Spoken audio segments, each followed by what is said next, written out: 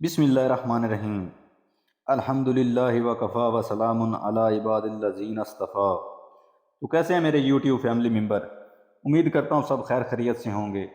جو لوگ بیمار ہیں اللہ پاک سے دعا ہے اللہ پاک انہیں صحت و تندرستی والی زندگی عطا فرمائے، آمین۔ تو آج کی ویڈیو سٹارٹ کرتے ہیں۔ آج کی ویڈیو کا موضوع ہے سب سے پہلا انسان، سب سے پہلا نبی، نامور افراد، حضرت نوح علیہ السلام اور طوفان کے بعد کیا ہوا۔ ویڈیو میں آگے بڑھنے سے پہلے ہمیشہ کی طرح نئے ناظرین سے درخواست کی جاتی ہے، جس نے ہمارے عالیان اسلامک آفیشیل چینل کو سبسکرائب نہیں کیا تو مہربانی کر کے ہمارے چینل کو سبسکرائب کر دیں اور بیل آئیکن کو لازمی پریس کریں تاکہ آنے والی ہر نئی ویڈیو آپ تک ضرور پہنچے۔ دین اسلام کی باتوں کو پھیلانے میں ہماری مدد کریں۔ اللہ پاک آپ سب کو جزائے خیر عطا فرمائے، آمین ثم آمین۔ تو ناظرین، قرآن پاک کا انداز یہ ہے کہ وہ مشاہدات سے یا تاریخ اور قومی روایات کے مسلمہ شواہد سے استدلال کرتا ہے۔ اس نے یہ تو کہا کہ دنیا کی کوئی قوم ایسی نہیں ہے جس میں نذیر نبی نہ گزرا ہو، یہ بھی فرمایا ہر ایک قوم کے لیے نبی ہوئے، لیکن اس نے ان نبیوں کا تذکرہ نہیں کیا جو ان قوموں میں بھیجے گئے تھے، جو نبوت کے منکر اور تار پرست یا رسم و رواج اور فلسفہ سائنسی یعنی عقلیت کی پجاری ہو گئیں، اور ان نبیوں کو بالکل بھلا دیا، کیونکہ قرآن حکیم کا موضوع تاریخ نہیں ہے، اس کا موضوع ہدایت اور رہنمائی ہے۔ پس تاریخ کی حیثیت سے تو ان فراموش کردہ نبیوں کا تذکرہ اس لیے نہیں کیا گیا کہ تاریخ قرآن حکیم کا موضوع نہیں ہے، اور نبی کی حیثیت سے ان کا تذکرہ اس لیے بے سود تھا کہ جن کے سامنے ان کے کردار کی بطور مثال پیش کیا جا سکتا تھا وہ ان کو قطعاً بھلا چکی ہے، یا اگر جانتی ہے تو نبیوں کی حیثیت سے نہیں بلکہ اوتار یا فلسفی کی حیثیت سے۔ مثلاً کرشن جی یا رام چندر جی ممکن ہے نبی ہوں، مگر ان کو ماننے والے ان کو نبی کی حیثیت سے نہیں مانتے، لہٰذا کسی استدلال میں نبی کی حیثیت سے ان کا نام لینا بے سود تھا۔ البتہ عیسائی اور یہودی اگرچہ رائے اعتدال سے بہت زیادہ ہٹ چکے تھے اور اصل تعلیم کو تقریباً چھوڑ چکے تھے، لیکن وہ سلسلہ نبوت کے قائل تھے، اور یہودی اگرچہ حضرت عیسیٰ علیہ السلام کو نہیں مانتے تھے مگر عیسائی ان سب کو مانتے تھے جن کا تذکرہ بائبل میں ہے، لہٰذا قرآن پاک میں انہیں انبیاء علیہ السلام کی مثالیں پیش کی گئیں اور انہیں کے تعلیم و کردار سے استدلال کیا جن کا تذکرہ توریت یا انجیل میں ہے۔ ہم بھی انہی انبیاء علیہ السلام میں سے چند کے تذکرہ سے اپنے بیانوں میں آراستہ کرتے ہیں۔ سب سے پہلے انسان، سب سے پہلے نبی، وہ سب سے پہلا انسان جو دنیا میں آیا جس کو پوری روئے زمین کے لیے اللہ تعالیٰ نے اپنا خلیفہ بنایا۔ قرآن حکیم اور بائبل دونوں کا منقطع بیان یہ ہے کہ وہ آدم تھے جن کو نبوت بھی عطا ہوئی تھی۔ آدم علیہ السلام کو اللہ تعالیٰ نے چیزوں کے نام بتا دیے تھے جس کا قرآن شریف میں بھی ذکر ہے۔ آدم نے سب مواشیوں اور آسمان کے پرندوں اور ہر ایک جنگلی جانور کا نام رکھا۔ آدم علیہ السلام جانتے تھے کہ ان کا اور تمام کائنات کو پیدا کرنے والا ایک ہی خدا ہے، وہ اسی کے پرستار تھے۔ آدم علیہ السلام کے بدن ہی کے حصے سے اس کا جوڑا خدا نے پیدا کیا، یہ سب سے پہلی عورت تھی۔ آدم نے اپنی جوڑو کا نام ہوا رکھا اس لیے کہ وہ سب زندوں کی ماں ہے، اور خدا نے آدم اور اس کی جوڑو کے واسطے چمڑے کے کرتے بنا کر ان کو پہنائے۔ ان دونوں کی اولاد ہوئی، بڑی پھیلی۔ آدم علیہ السلام جانتے تھے کہ ان کا اور تمام کائنات کو پیدا کرنے والا ایک ہی خدا ہے جو اکیلا اور تنہا ہے، اس کا کوئی شریک یا ساجی یا مددگار نہیں، وہ صرف خدا واحد کی عبادت گزار اور پرستار رہے۔ آدم علیہ السلام نے کچھ اپنی عقل اور سمجھ سے اور کچھ خدا کے بتائے ہوئے الہام سے خدا کی عبادت کرنے اور دنیا میں زندگی گزارنے کے طریقے سیکھے اور اپنی اولاد کو بھی بتائے۔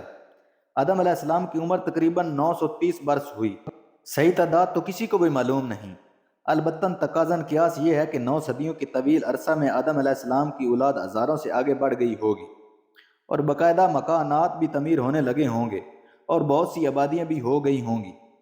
اولاد آدم کی تعداد بڑی، آبادیاں بھی قائم ہوئیں، لین دین کا کاروبار بھی شروع ہوا، نئے نئے مسائل سامنے آتے رہے، بڑے بڑے لوگوں نے ان کو حل کیا۔ ان میں سے چند کے نام ہمیں مذہبی روایت کے ذریعے معلوم ہوئے ہیں۔ ود، سوا، یغوث، یعوق، نصر، یہ لوگ مرتے رہے تو ان کے کارناموں سے سبق لینے کے لیے لوگوں نے ان کی برسیاں منانی شروع کر دیں، ان کی تصویریں بھی بنا لیں تاکہ ان کا تصور قائم رہے اور ان کی زندگیوں سے سبق لیا جاتا رہے۔ پھر جب تصویر کشی سے آگے بڑھ کر مورتی بنانے کا آرٹ شروع ہوا تو لوگوں نے ان کی مورتیاں بنا لیں، پھر ان کی پوجا بھی شروع کر دی، رفتہ رفتہ انہی کی پوجا رہ گئی۔ آدم علیہ السلام کے بتائے ہوئے طریقے ایک ایک کر کے سب ختم ہو گئے، ذہنوں میں ان کا ہلکا سا خاکہ بھی نہیں رہا۔ اس گمراہی کی اصلاح کے لیے اللہ تعالیٰ نے حضرت نوح علیہ السلام کو نبوت کے لیے منتخب فرمایا۔ حضرت نوح علیہ السلام کی عمر 1000 سال ہوئی۔ یہ غیر معمولی طویل عمر تبلیغ اور اصلاح کی جدوجہد اور مصیبتیں اٹھانے میں صرف ہوئی، مگر چند آدمیوں کے علاوہ ساری قوم ایک ہی ڈگر پر چلتی رہی۔ حضرت نوح علیہ السلام کی یہ طویل عمر دنیا کے مستثنیات میں سے ہے۔ اس زمانے میں بھی اتنی لمبی عمر نہیں ہوتی تھی، اس لیے قدرتی بات ہے کہ کئی پشتیں حضرت نوح علیہ السلام کے سامنے گزریں، مگر انسانی ذہن کچھ اس طرح ٹھٹر گیا تھا کہ بات ان کے دماغوں میں بیٹھ ہی نہیں سکی کہ ہم جیسے انسان خواہ کتنے ہی بڑے ہو جائیں پوجا کے لائق نہیں ہو سکتے۔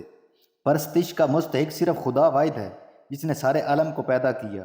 وہ حضرت نوح علیہ السلام کی تردید ہی کرتے رہے اور جو اذیتیں پہنچا سکتے تھے برابر پہنچاتے تھے۔ حضرت نوح علیہ السلام کی جب کئی پشتوں کے بعد یہ یقین ہو گیا کہ وہ پودے جو اچھے پھلوں کے لیے لگائے گئے تھے جھاڑ بن چکے ہیں، یہ اگر باقی رہے تو کانٹوں کا جنگل بڑھے گا، باغ انسانیت پھول اور پھل نہیں لا سکے گا، تو انہوں نے مجبور ہو کر اور بے چین ہو کر بد دعا کی، جس کا نتیجہ یہ ہوا کہ ایک طوفان آیا جس نے تمام قوم کو غرق کر دی۔ حضرت نوح علیہ السلام اور جو ان کے ساتھ جہاز پر سوار تھے وہ باقی رہ گئے۔ اس طوفان میں زمین سے بھی پانی ابلا اور بائبل کی روایت ہے کہ 40 روز تک دن رات بارش ہوتی رہی۔ زمین ہی نہیں بلکہ پہاڑوں کی چوٹیاں بھی پانی میں ڈوب گئیں۔ طوفان رکا اور زمین خشک ہوئی تو جو جہاز میں پناہ لیے ہوئے تھے وہ زمین پر اترے۔ دوبارہ آبادی شروع ہوئی، مگر تمدن کی رفتار اس مرتبہ تیز رہی، کیونکہ آباد ہونے والے وہی تھے جو تمدن کی بہت سی منزلیں پہلے ہی طے کر چکے تھے۔ یہاں تک کہ حضرت نوح علیہ السلام نے اتنا بڑا جہاز بنا لیا تھا جس میں وہ اپنے تمام ساتھیوں کے ساتھ، جن میں انسانوں کے علاوہ اور جانداروں کے جوڑے اور ان کے کھانے پینے کا سامان بھی تھا، کہیں ماں رہ سکے۔ زیادہ پشتیں حضرت نوح علیہ السلام کے 3 بیٹوں سے چلیں، جن کے نام تھے سام، حام، یافس۔ لیکن نئی آبادی ایک ہی صوبہ یا ایک ہی ملک میں بند ہو کر نہیں رہی، مختلف علاقوں میں پھیلی۔ مثلا سام کی اولاد زیادہ تر عرب مشرقی وسطیٰ میں، حام کی اولاد زیادہ تر مصر اور افریقہ میں، یافس کی اولاد زیادہ تر الجزائر اور وغیرہ میں آباد ہوئی۔ یعنی انسانی دنیا جو پہلے ہی ایک ملک میں تھی اب کئی ملکوں میں پھیل گئی۔ وسعت آبادی کے ساتھ ان کی ضرورتوں کا دائرہ بھی وسیع ہوا، جس نے تبادلہ اور تجارت کا رواج ڈالا۔ نہریں نکالی گئیں، باغ لگائے گئے، پہاڑ کھود کر ان میں محل بنائے گئے، دیواروں میں مورتیاں اور طرح طرح کی تصویریں کھودی گئیں۔ تعلیم کا سلسلہ بھی جاری ہوا، اخلاق اور روحانیت کی روشنی بھی پھیلی، ملکی نظام بھی قائم ہوا، چھوٹی چھوٹی حکومتیں بھی بنیں، مگر تمدن کی ترقی کے ساتھ تمدنی امراض بھی پیدا ہوتی رہیں۔ ان کی اصلاح کے لیے انبیاء علیہ السلام آتے رہے، مگر کبھی کبھی ان امراض نے ایسی وبائی صورت اختیار کی کہ پوری قوم کو فنا کے گھاٹ اتار دیا۔ یہ امراض ان کی تمام قوموں میں پھیلے جن میں تمدن نے ترقی کی۔ ان سب کے نام بتانے مشکل ہیں، مگر عربوں کو اپنی خاندانی اور ملکی روایات کے ذریعے یہ معلوم تھا کہ عاد ثمود جو بڑی طاقتور قومیں تھیں، کاروباری دھوکہ دینے کے امراض ان میں پیدا ہوئے اور اس طرح ان کی طبیعتوں میں رچ گئے، اور وہ ان سے نفرت کرنے کی بجائے ان کو اپنا فن اور اپنا کمال سمجھنے لگے۔ یہ زمانہ طریق سے بہت پہلے کا واقعہ ہے، بائبل سے اس کی کچھ تفصیل معلوم ہوتی ہے۔ قرآن حکیم نے مختصر طور پر اتنا ہی تذکرہ کیا ہے جتنا تذکرہ نصیحت کرنے اور عبرت دلانے کے لیے ضروری تھا۔ بائبل اور قرآن کے علاوہ دوسری قوموں کی مذہبی روایات میں بھی کسی نہ کسی عنوان سے اس کا تذکرہ ہے۔ البتہ یہ ظاہر ہے کہ انسانی آبادی اس وقت محدود تھی، کیونکہ حضرت آدم علیہ السلام سے چند پشتوں کے بعد ہی یہ طوفان آ گیا تھا۔ اللہ پاک سے دعا ہے اللہ پاک سمجھنے کی اور اس پر عمل کرنے کی توفیق عطا فرمائے۔ تو ملتے ہیں نیکسٹ ویڈیو میں، تب تک اللہ حافظ۔